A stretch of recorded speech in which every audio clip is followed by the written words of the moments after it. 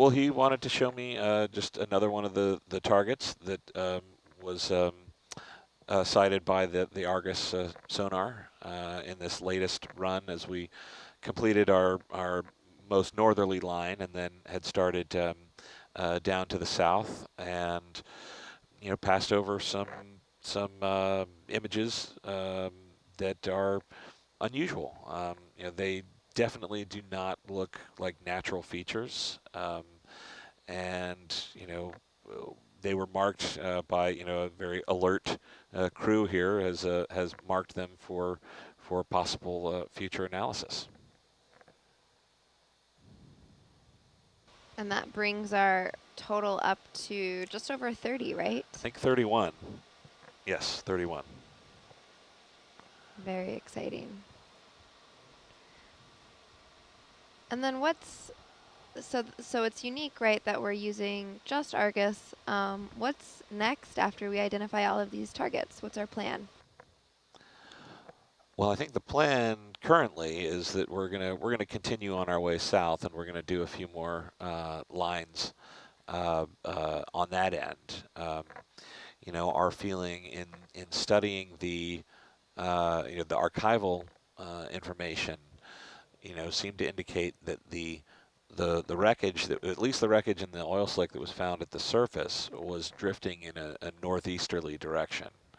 So the feeling is that if we track that back to its source, that it is more likely to have been south and west of where the accident report estimated the crash location to be, or that it's more likely, if it's not right there, and which no one reasonably expected that we would find the airplane exactly where they reported. What is this? Is it? Want me to mark that? Yeah, please. We're gonna mark We'll the target. just. It's just these. About 80 meters at the very bottom of the screen. So, well, we've got 32 targets now. So, I just saw 32.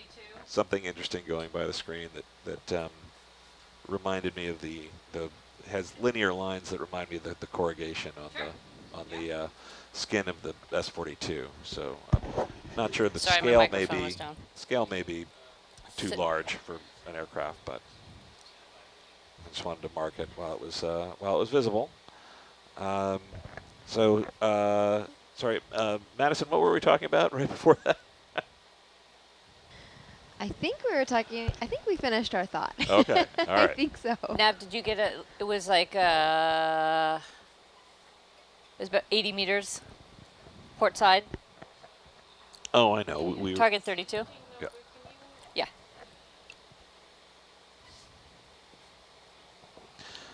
No, we were talking about the logic to move south and west, and so yeah, the Thanks.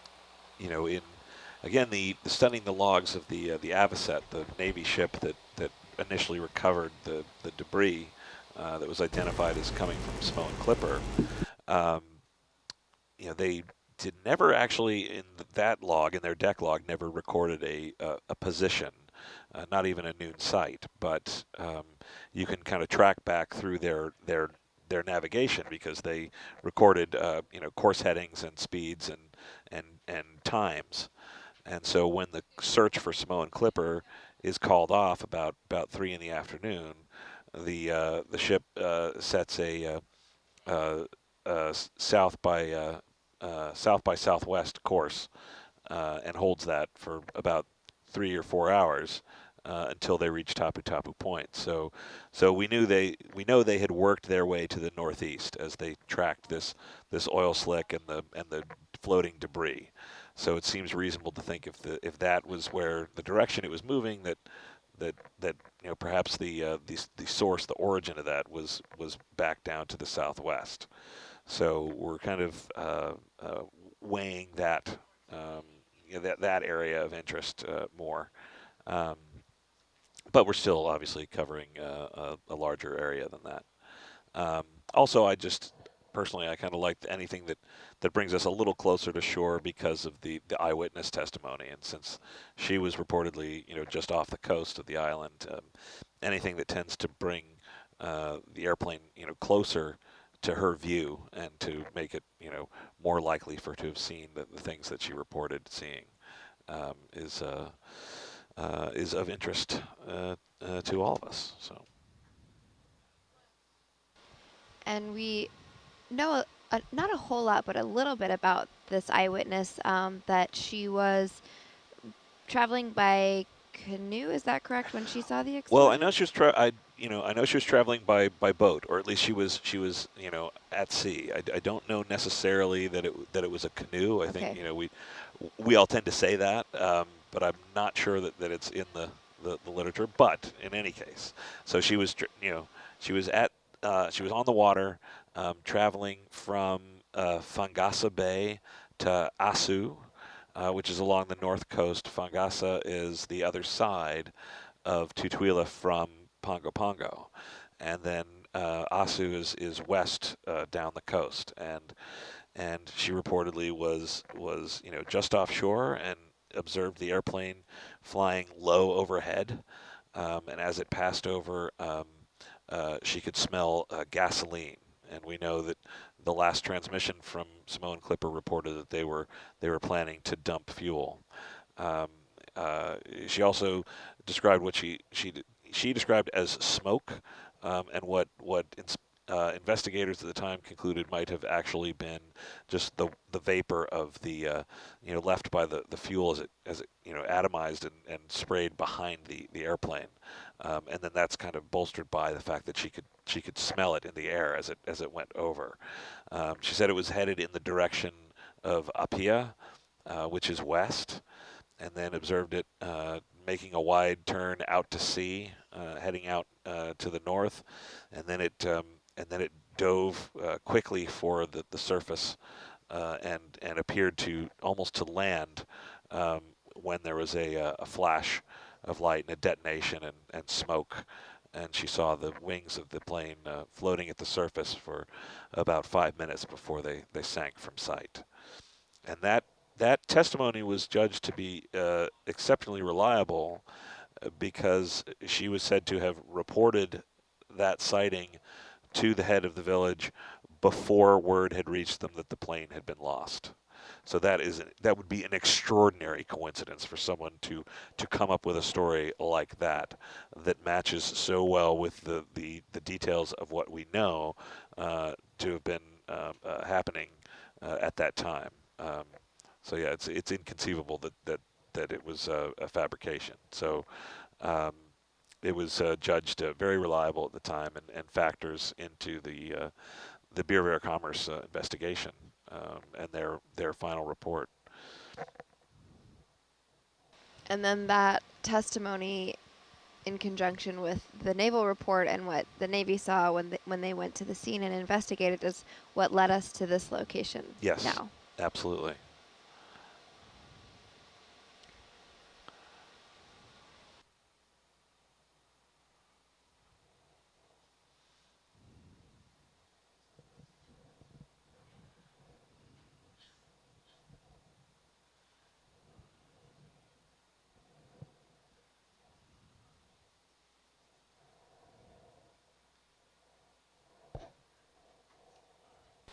I have to say that so far I have not seen any trash on the bottom, which is refreshing. No cups, no bottles, no, knock on wood yet, or hope that we don't find any, but it's awfully nice to not see any. Yeah, that matches some of the other features we've seen on the bottom. Yeah. Sort of exposed rock from the sediment.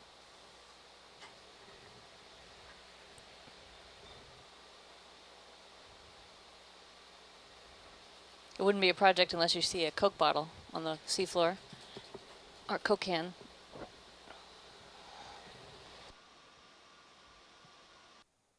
Off Oahu, we found a couch and a big pile of beer cans. Couch? Yes. Wow, they threw the couch somebody had a party. and the beer. Yeah, absolutely.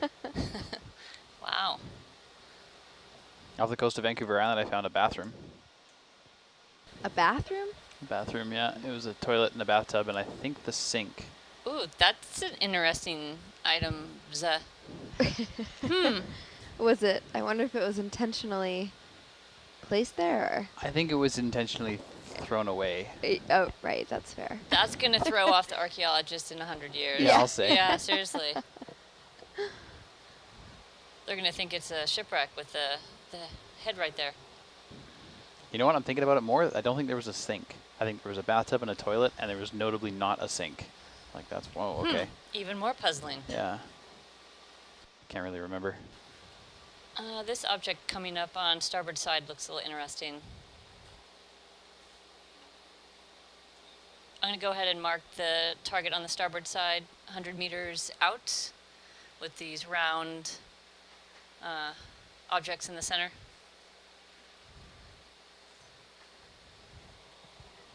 So that would be target 33.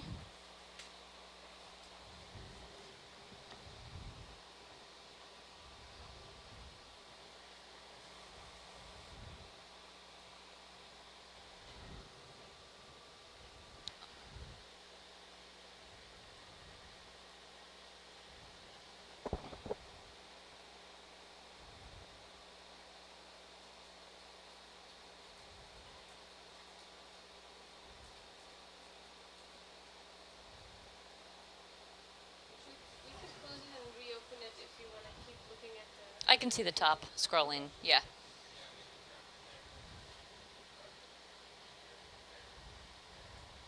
Was it port or starboard? Starboard side.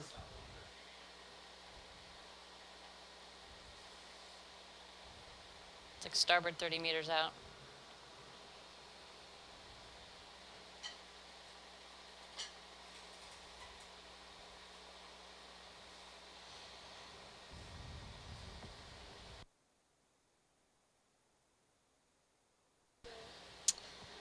Linear feature with 3 cylindrical shapes on the top.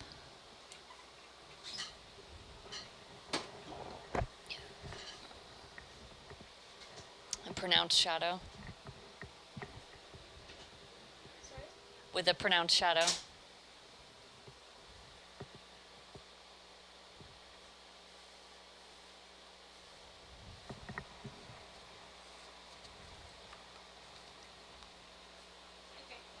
Great.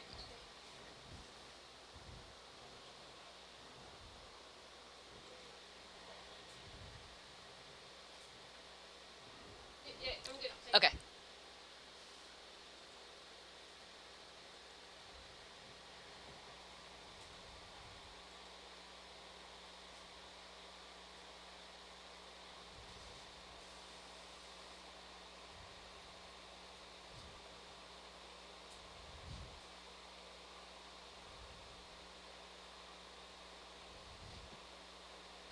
Is that target that you just marked, does it resemble any of the other ones that we might have already seen? It has slight similar characteristics. That's why I think it'll be important that we do some additional, whether it's side scan passes or Argus camera passes to see if what we're marking is geologic or man-made. Oftentimes, it's hard to tell the difference between the two. That's why we could do a more close order, separate particular lines that pass right by these targets to get the best image quality that we can.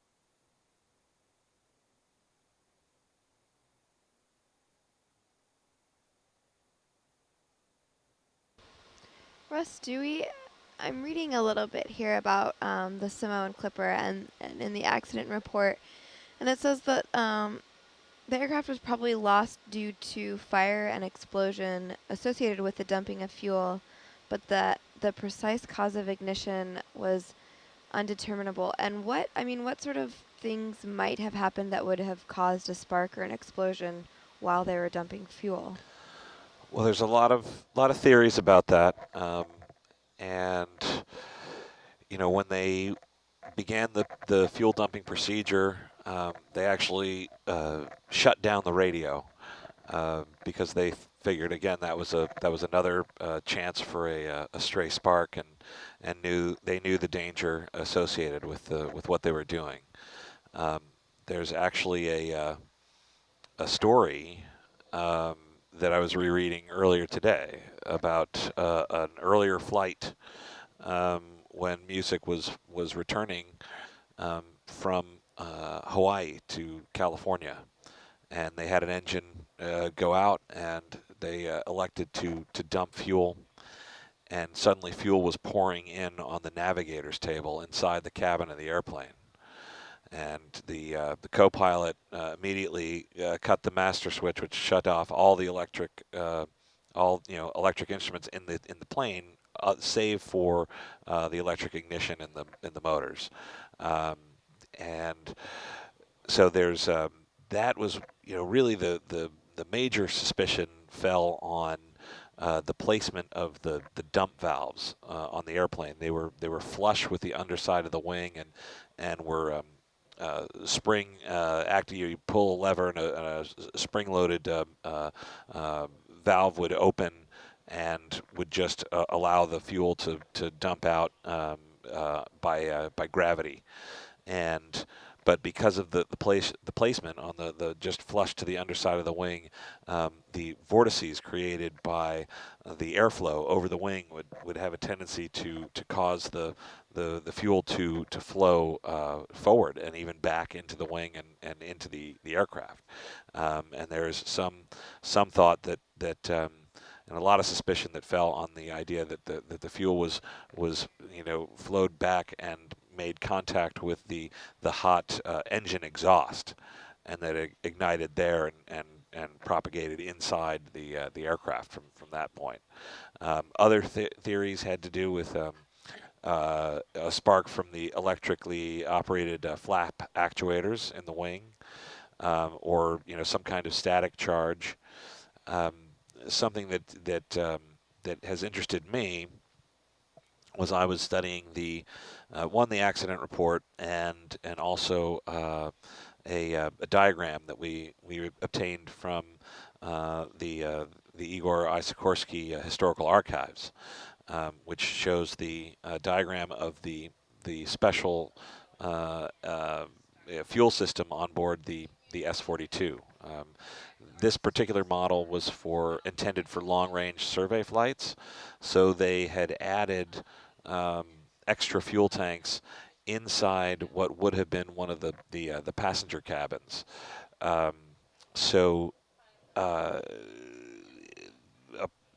one of the features as well is that because these were added to a standard airplane, there was no provision to drain those tanks directly.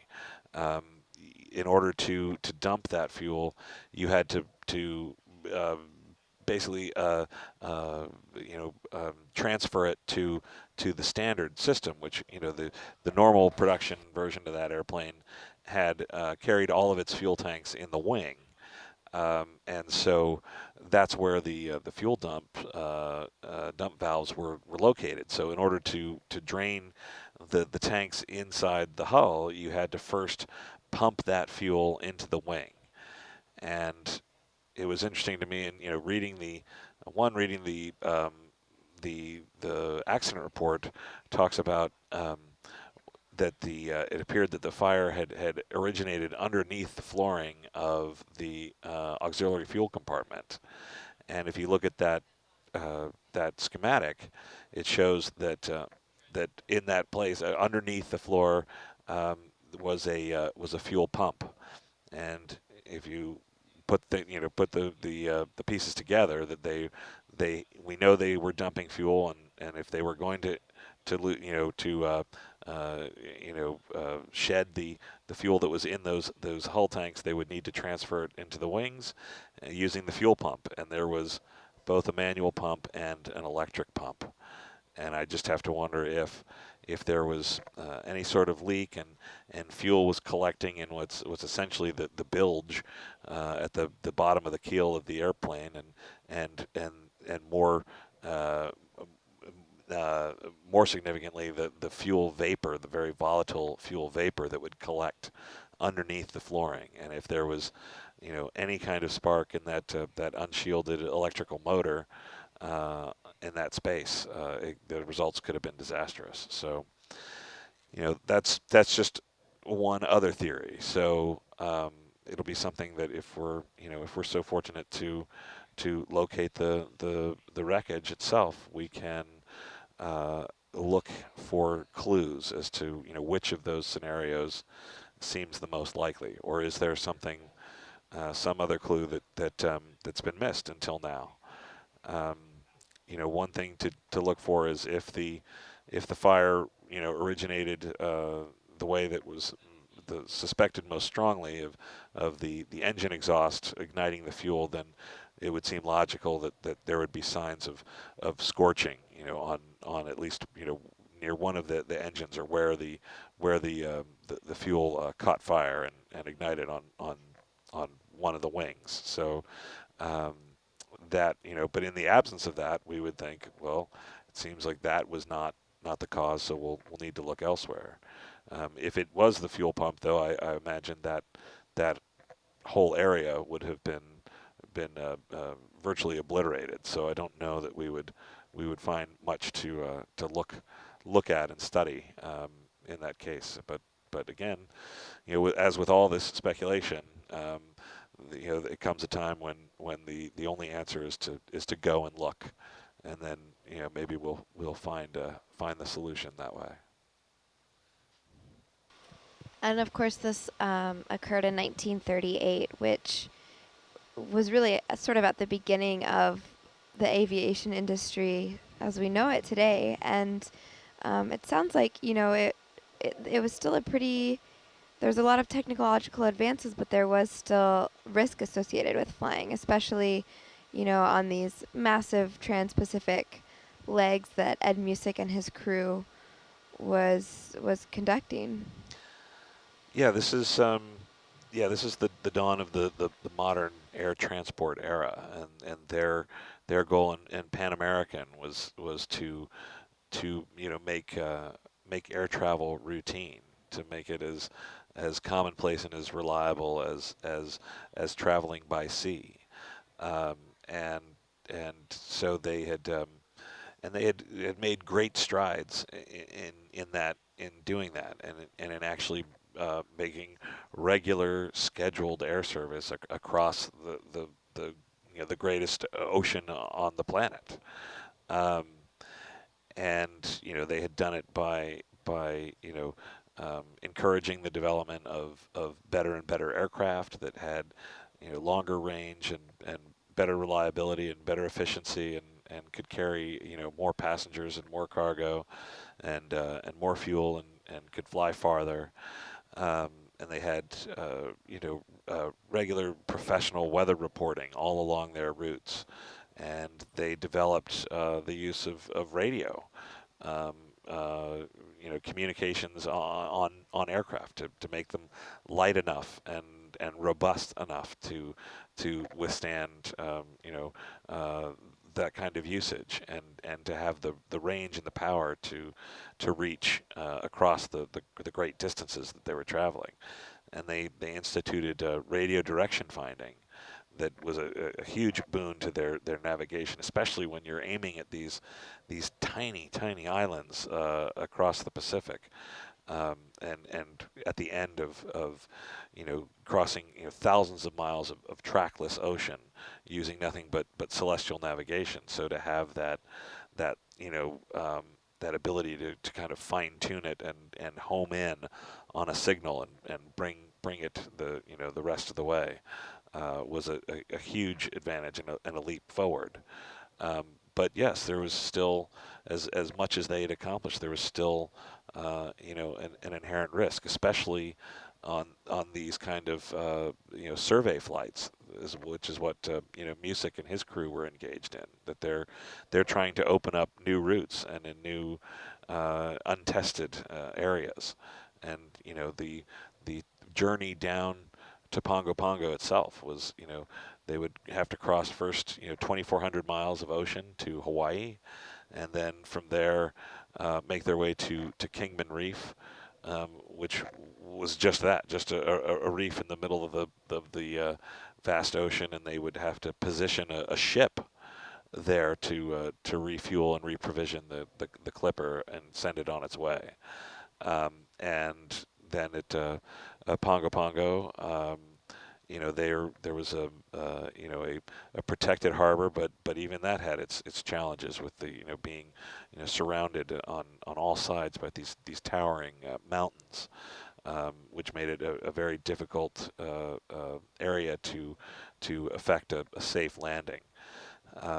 And then finally another 1,800-mile hop on from there to Auckland, and they had to do it in a plane that had been modified especially for the task, but in a way that would not have been certified to carry passengers, because of the great dangers and having the fuel, having something like 1,100 gallons of fuel stored inside the plane, inside the cabin of the aircraft. So it was a risk that the crew was willing to take, but one that they would not expose their passengers to. So that's why this Simone Clipper was intended for survey and for mail carrying. So they were inaugurating that first run, carrying at the time they left Pongo Pongo 751 pounds of express air cargo bound for Auckland. But that was only a temporary arrangement, just enough to claim the contract, and then they were waiting for there were airplanes that were in development by Boeing that were going to be much larger and that could carry more cargo and more passengers and fly farther, and they would have skipped Kingman Reef and Pongo Pongo altogether and gone on to Canton Island in what is now Kiribati. And in fact, that is what happened. That is what they did. A year later, in 1939, they resumed the flights to New Zealand, but using the big Boeing 314s, the Super Clippers, that finally made that run, possible. The one that Ed Music and his crew had given them their lives for to establish.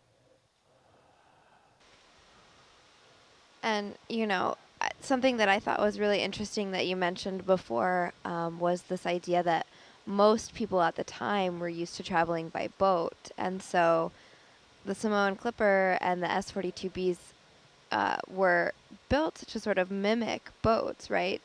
To make people maybe more inclined and comfortable to travel by them. Well, yeah, there'd been, air travel was so new. I mean, the idea of the general public just being able to do it. I mean, airplanes had been around for 30 years or so, but for most of that time had been, considered the domain of daredevils and stunt flyers, and so even, with the aviation, worldwide aviation craze in the wake of Lindbergh's flight to Paris, but that was a lone pilot, flying a very specialized airplane, and so the idea that you didn't have to be a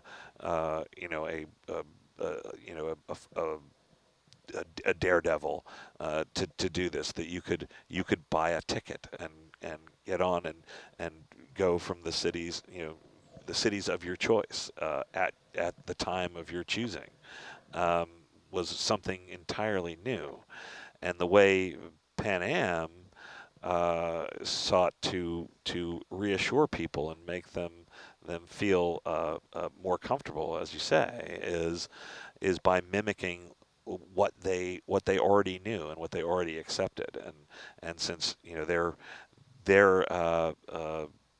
area of interest was in transoceanic travel and international travel, that the way people would up until that day would make their way overseas was by ship, and so Pan Am, in their language, in their comportment, in their uniforms, in their terminology, in every way they sought to call to mind the reliability in this. Oh, do we have a visitor? Yeah, it looks like it. What is it? Yep. Is it a Dumbo? Looked like a Dumbo. Yeah, I think it was. Cool. Not a vampire squid? It could have been, maybe. I guess it did look a little webbed, didn't it? Cucumber too. It's going off screen. Oh, okay.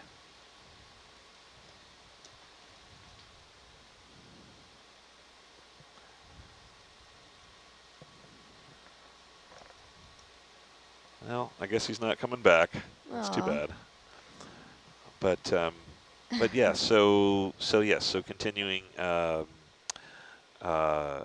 One thing that's very characteristic that people are familiar with is the Pan Am uniform, the very the snappy blue uniform with the white hat and the gold badge, and was intended to mimic the style of a naval officer's uniform or a merchant marine officer's uniform, and the very fact that they called these aircraft flying clippers was a callback to the glory days of the romantic era of the great sailing clippers and the tea clippers that would make the run to Asia and bring back tea and spices and silks and race each other across the sea under clouds of canvas, to be the first into port and to get the best prices for their goods.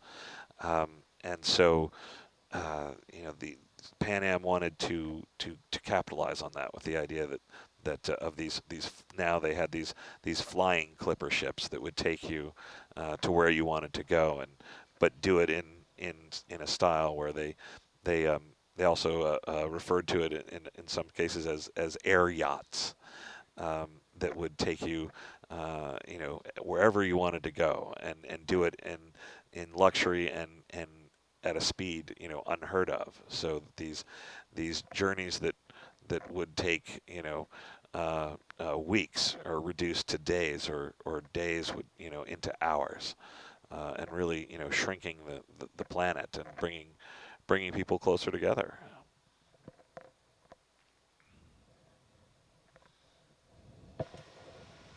Right, it's a pretty novel concept, 81 years ago, and I think today I always think about, getting on the plane and how cramped it is and uncomfortable it is, and when the commercial aviation industry started, it was really sort of this grandiose affair, right, to get on a plane and to travel, and it was more of an event rather than an annoyance. Yeah. And I think some of the executives or the board members, complain that people just, what do they need all this luxury for? That it's just more weight, that the airplane has to carry, and what's all the fuss? But I think Juan Trippe was the founder of Pan Am, was savvy enough to know that people like to be comfortable and don't, not everyone is willing to sacrifice that just to get where they're going.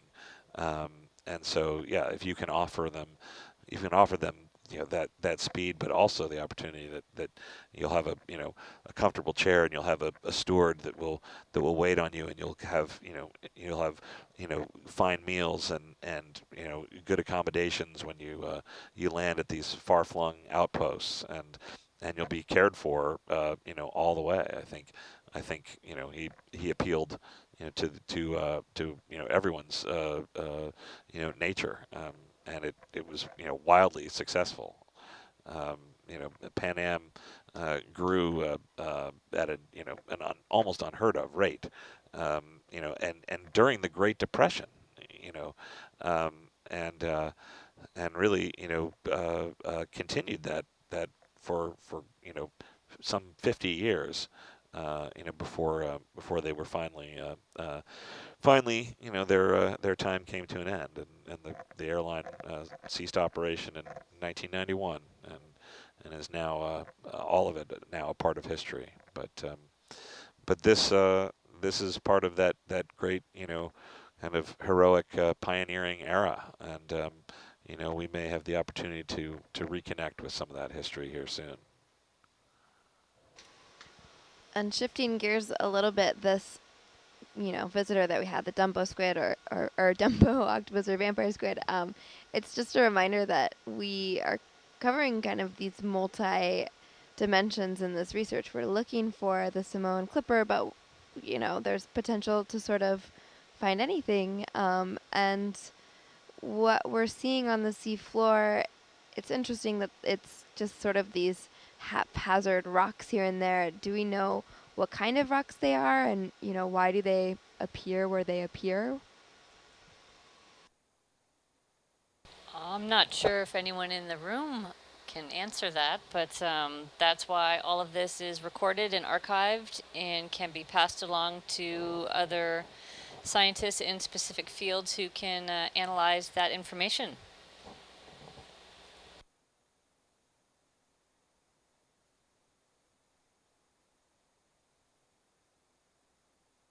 And I wouldn't be surprised if there's people on the ship who could do that as well, but they're probably in their rack.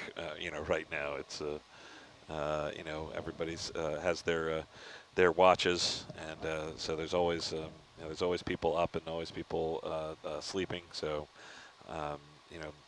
I would not be surprised. Somewhere on this ship there is probably someone who could tell us chapter and verse about the geology that we're seeing scroll by. And I know, through over telepresence, the extended community of scientists ashore, and also just the viewers who are watching this on their home screens as well. There are any number of people, I think, that would be happy to tell us everything about what we're seeing. I know if Dr. Ballard were watching now, he would absolutely be able to tell you everything you would want to know and more about what you're seeing. Yeah, and back to that notion of people tuning in from around the world, a couple of new countries have popped up since I last mentioned it. We've got some visitors from Vietnam, from Fiji, and Qatar. I think I already said Barbados, as well as Australia, Russia, Turkey, Germany, Netherlands, New Zealand, the UK, and the US. So it really, is something else to be looking at this map and see all these little corners of the world pop up and to know that there are folks all over the place seeing exactly what we're seeing.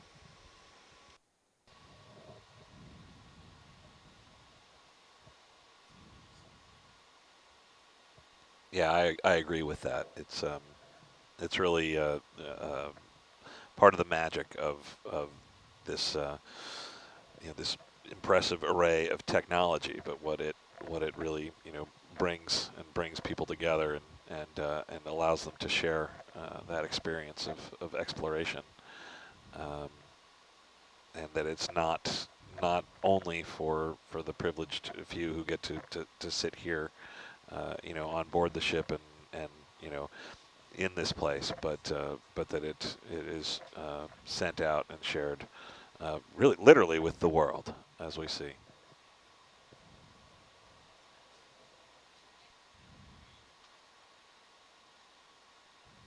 Yeah, and something that a lot of my friends have been asking me too is they're like, how do you know who watches what when? And it's cool to kind of talk about the lifestyle as well. We have these 3 watches, 12 to 4, 4 to 8, and 8 to 12, and it's relatively the same crew that comes, and everybody has their role, and we're all sort of looking at this as a team together. But then people all over the ship are still watching, even in different areas, right? In the lounge and on the deck. And so it's cool. Even here, we kind of have that element of telepresence in a way.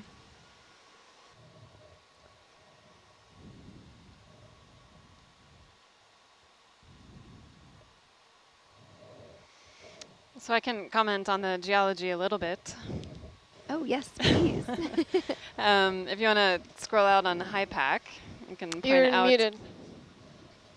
I shouldn't be muted. No, I'm sorry. I wasn't talking to you. I'm Oh, sorry. okay. There are, no, not that far. Miles. So the Samoan Islands are volcanic. They're part of a hotspot, just like Hawaii forms. So there's a plume from the mantle coming up, and as the Pacific plate moves over that plume, it forms an island chain, and that's what the Samoan Islands are, how they are formed. And what some of the blocks that we've been seeing are more carbonate blocks. So that would have been old reef structures or something that would have been forming around those volcanic islands likely, and then maybe tumbled down. So in HIPAC you can see some of, maybe scroll a little bit more in Miles. And HIPAC is coming out on the quad view in the third frame right now. So you can see some of the circular features. Those are actual like little volcanic features on the seafloor. When we were turning over those before, you could see lava flows on them. Probably basaltic flows. And the Samoan Islands, are they a relatively new island chain in the in terms of, you know, the grand scheme of Earth things? I don't know what their age are. I know that they've been active recently. I know that there were eruptions in the early 1900s. I can try and find the age. Maybe about 1.3 million years old. So in geological terms, pretty new. Oh, the baby Samoan Islands. I have to say, of all the places that I've been, this part of the world is pretty incredible. It's beautiful. Yeah, I agree. That was a real eye opener for me, because I came out here for the first time in December of 2016. You know, just kind of drawn to the area where this story took place, and wanting to, you know, kind of walk the ground, and had a chance to come to Pongo Pongo and explore the island of Tutuila, and I had rented a car, and I was driving myself out to the west end of the island, and just found that I was, you know, stopping about every, you know, it almost seemed like every few hundred yards just to take a picture again, because it was just stunning.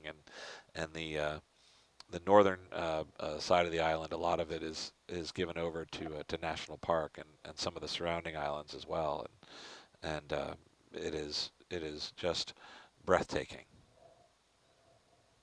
Did anyone else here see the flying foxes when we were at port in Pongo Pongo? No. Oh my goodness, they were some of the crazy, they looked like pterodactyls flying through the sky. It was wild. So flying foxes are bats, if I'm not mistaken, but they're just like a really big species of bat. And it was right around dusk, and we were walking around, and they were just sort of hovering like seagulls do. And it was crazy. I'd never seen anything like it before. No, but I hear we have a large spider on board that might have come on as a passenger. Stowaway? Yeah, I spied that one last night. It's probably about the size of my hand. Nuh-uh. Yes. What? Yeah, I had to get like others in on it because I didn't believe my eyes. Did you capture it? I stayed as far away as I could. I think we got some pictures though.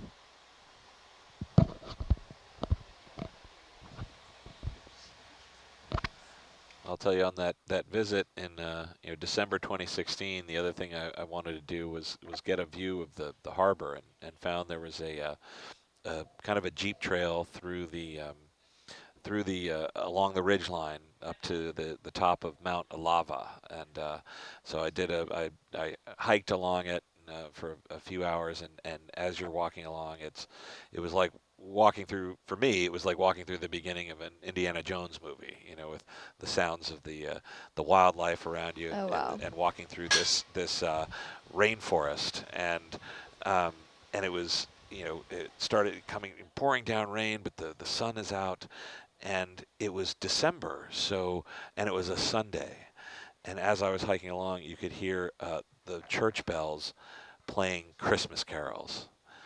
And for this boy who grew up in New Jersey, it was one of the most surreal and beautiful things I'd ever heard was Christmas carols through the rainforest.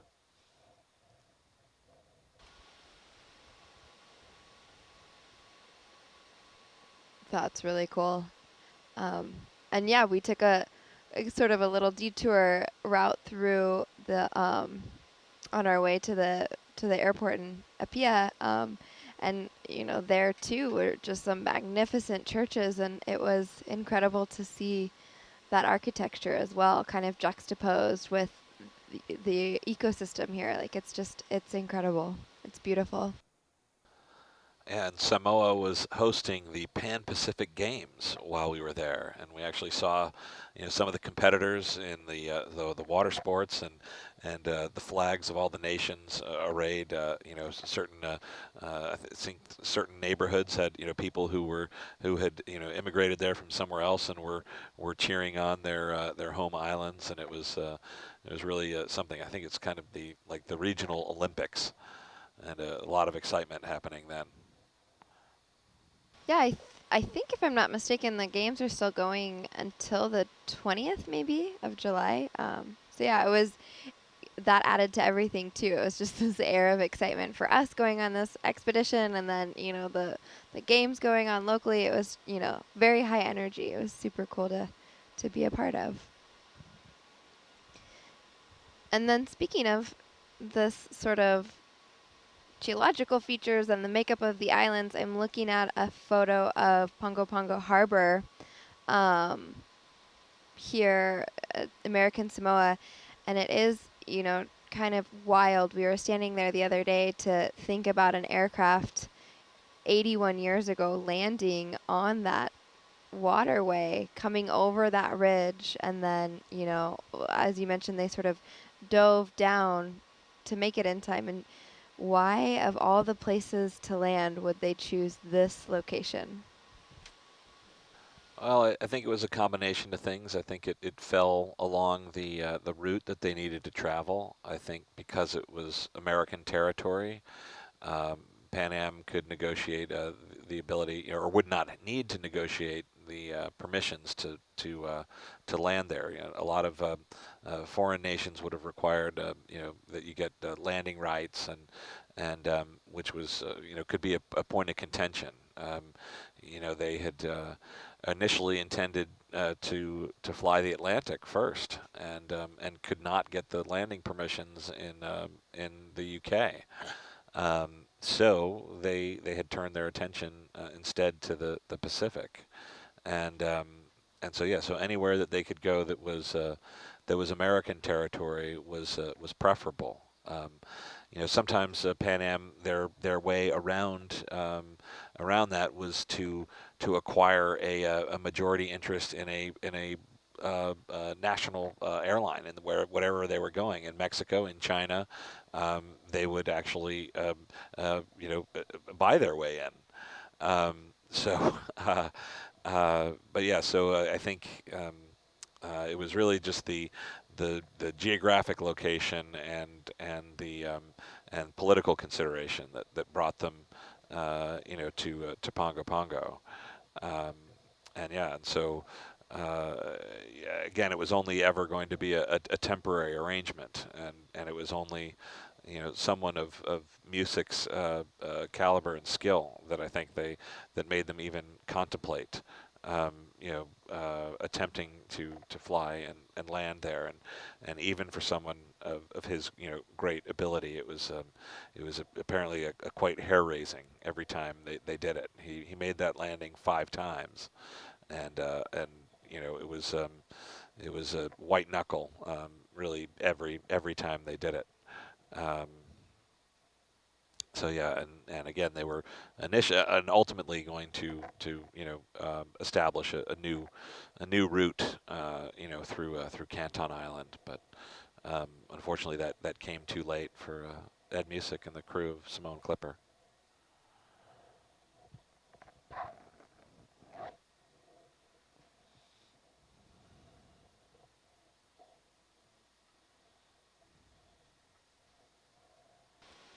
All right, to go back to this flying fox thing, because we're getting some comments about them. There are a few different species, but this is wild. The largest one has a wingspan of up to 1.5 meters, which is just under 5 feet. That's like almost as tall as, or yeah, almost as tall as me. It's terrifying. But fortunately, they are just like fruit bats, so they don't eat people. And they're also pretty interesting. They can't echolocate, so they are not able to do what Argus is working on down below. They actually have a keen eyesight. So things you never would have thought you'd learn on an ocean-going research vessel. I just have to say, nice segue. That was well done.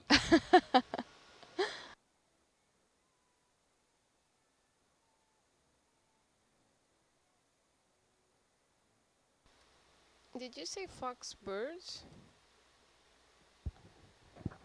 What was that? Did you say fox birds? What were they called? Flying foxes. Flying foxes. Yeah. Yeah, if you, in your spare time, want to Google images of flying foxes, you might have trouble sleeping through the night.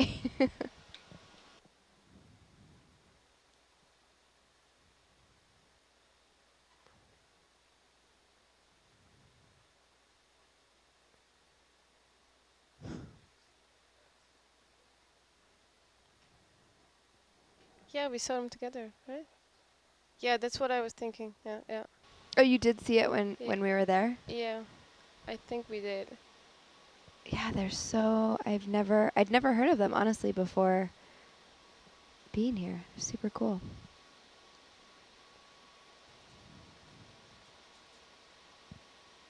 What are some of the wildest sea creatures that we've found from the Nautilus? Anything that kind of comes to mind here? Ooh, the firecracker siphonophore. Oh But yeah, that was a good that's one. not a common name, that's just our name. The unofficial official name? It was 4th of July and it was clear and bright orange. Where was that found? Kingsman or Jarvis? I think it was one of Jarvis' seamounts, not Jarvis proper.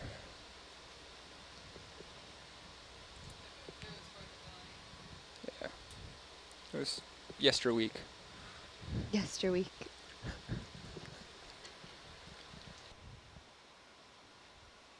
Of course, the octopus garden gets a lot of fan favorites too.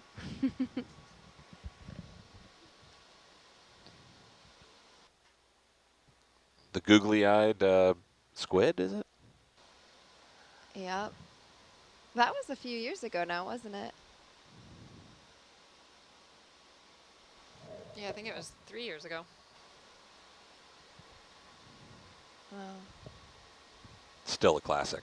Still a classic.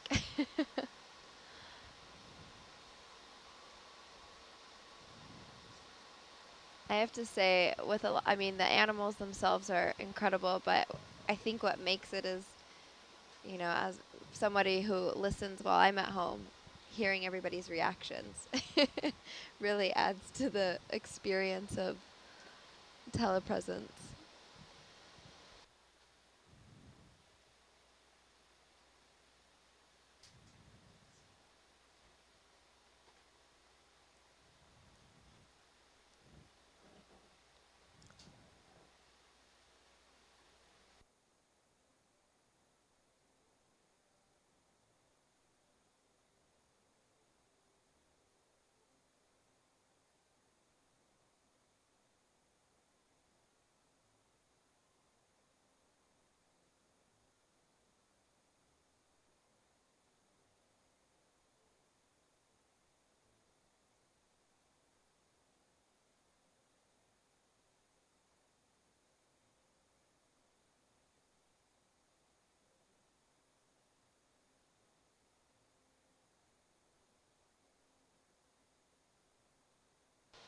Russ, we spoke a little bit about how Ed Music was sort of this unsung hero, and most people know of Lindbergh and other pioneers in the aviation industry. Why don't we know more about Ed Music? Well, I think it was in his nature, that his goal, his dream was to make aviation routine. So we tend to remember the real the daredevils, the ones that kind of grabbed those headlines, and Music was not interested in that, though actually he really did. He started in the air flying demonstrations, and in the very early years of aviation. And it's incredible to think that his career had already spanned 25 years flying at the time that he was lost in 1938, which means that he began his flying career in around 1913. He was first enamored of flight when he attended the first ever air show held in the United States at Dominguez Field in Los Angeles, California in 1910. Barely, 7 years after the first powered flight. And there he was as a 16-year-old, just enthralled by seeing people, defy gravity. And he and his friends were determined that they would one day be able to partake in that. And it took a couple of years, but as 18-year-olds, they decided they would build their own plane. It was the only way they knew how. That it was so expensive to fly that they would just go ahead and build their own, and which they did, and immediately wrecked it, and then built another one and wrecked that, and then but eventually managed to get lessons.